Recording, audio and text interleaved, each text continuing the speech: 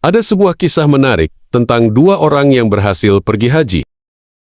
Di sebuah desa kecil, hiduplah dua sahabat bernama Arman dan Budi. Sejak muda, keduanya memiliki impian yang sama, pergi haji ke Tanah Suci. Namun, mereka memilih cara yang berbeda untuk mewujudkan impian itu. Arman memilih untuk menyisihkan sebagian penghasilannya dengan membeli emas sedikit demi sedikit. Setiap kali mendapatkan keuntungan dari usahanya, ia membeli emas batangan kecil atau perhiasan dan menyimpannya dengan baik. Emas ini nggak akan tergerus inflasi, nilainya pasti naik, pikirnya.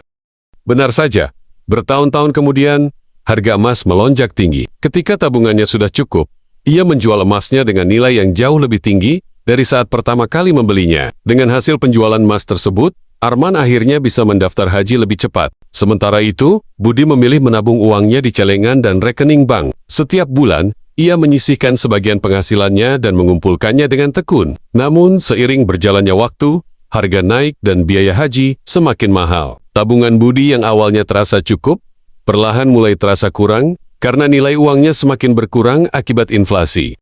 Akhirnya, setelah bertahun-tahun menabung, Budi baru bisa mendaftar haji. Meskipun terlambat beberapa tahun dibanding Arman, ia tetap bersyukur bisa berangkat ke Tanah Suci.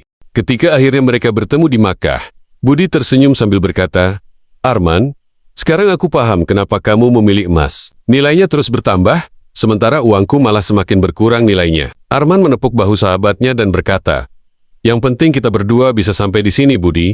Setiap orang punya jalannya masing-masing, tapi yang terpenting adalah niat dan usaha kita untuk sampai ke Tanah Suci." Kisah mereka menjadi pelajaran bagi banyak orang di kampung mereka, bahwa menyimpan emas bisa menjadi pilihan yang lebih baik untuk investasi jangka panjang, terutama untuk mewujudkan impian besar seperti pergi haji.